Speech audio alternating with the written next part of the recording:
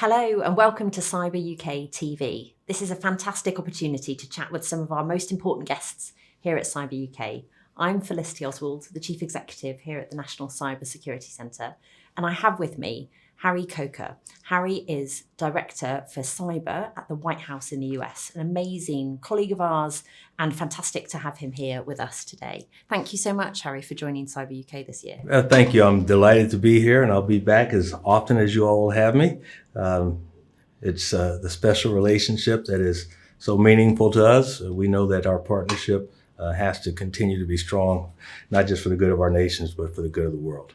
Thank you so much. Now, we're going to start with your badge because we've all noticed it today. You are a West Ham fan, so that is fantastic to have English soccer making it across the pond. How long have you been watching West Ham? Well, it was actually the pandemic that brought me to Premier League football. Two of my brothers are what I'll call fanatics for the Premier League. My older brother is now a suffering and recovering Chelsea fan. And my younger brother is a Liverpool fan. So he was disappointed last night with the villains' draw against Liverpool. But nevertheless, we are big Premier League fans. That's fantastic. So maybe next time we'll have to make sure we get you a tour of the club or something when you come. Turning to cyber then, can you chat us through the approach you're taking to cyber threats in the US and how you think they're evolving? Yes. The foundation for our strategic approach to addressing cyber threats will include the implementation of our national cybersecurity strategy, which was a document that President Biden signed out last year. And it calls for two big shifts that are just significant. The first big shift that's required is for us to shift the responsibility, not the burden, the responsibility of defending cyberspace from the end users to those that are most capable. And that includes the federal government, that includes big tech. But to make that shift from the end user to those that are most capable, that's the first big shift.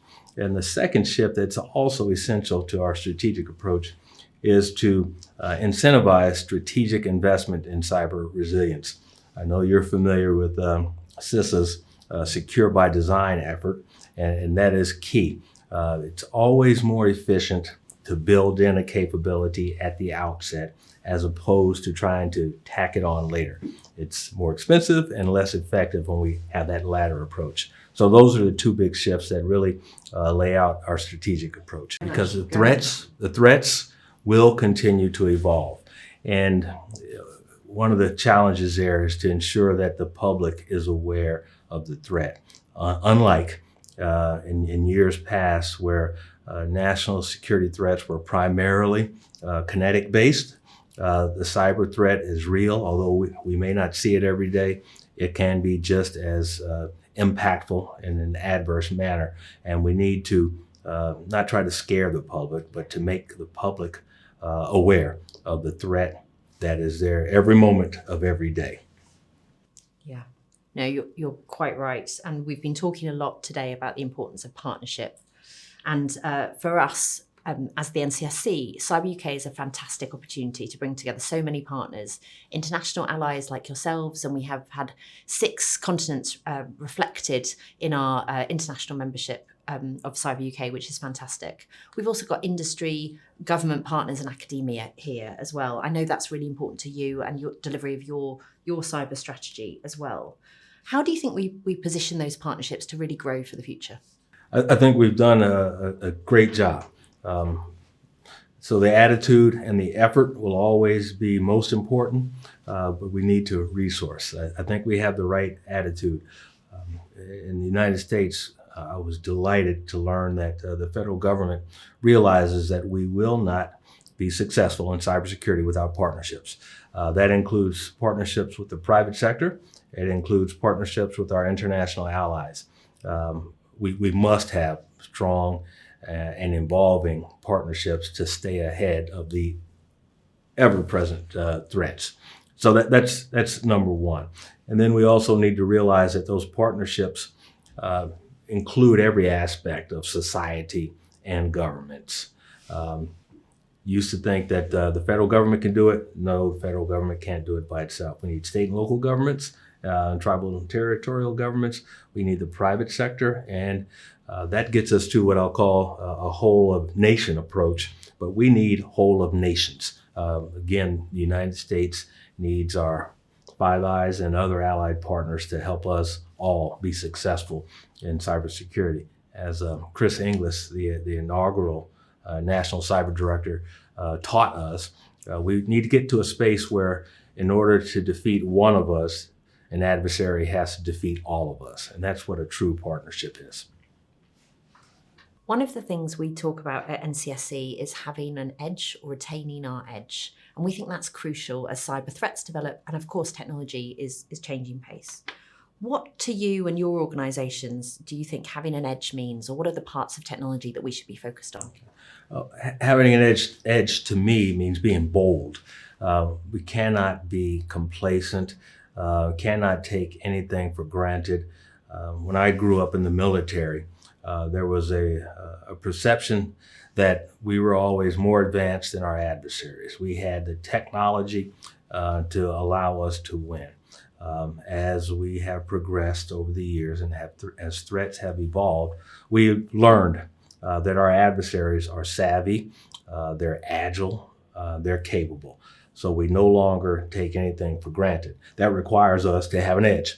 We have to be bold, and we have to presume that an adversary has every capability that we have from an offensive perspective. So we need to defend against like capabilities, and that requires an edge, but that's what's necessary. Thank you. And my last question for you is thinking ahead to the future, maybe when we invite you back in Cyber UK 2034, what would a cyber security model of 5 or 10 years' time look like? What do you think success is for us in the next decade? It's going to include information sharing at the need of mission. And when I say at the need of mission, that's not just the speed of mission. It's the scale, the scope, the sophistication that surpasses our adversaries' capabilities. It's information sharing within respective nations, public and private sector, but also across boundaries. That is a challenge that we need to take on. We did it on the eve of the Russian invasion of Ukraine. We realized that we needed to share information. We also realized that what needs to be most protected is sources and methods, not necessarily the information.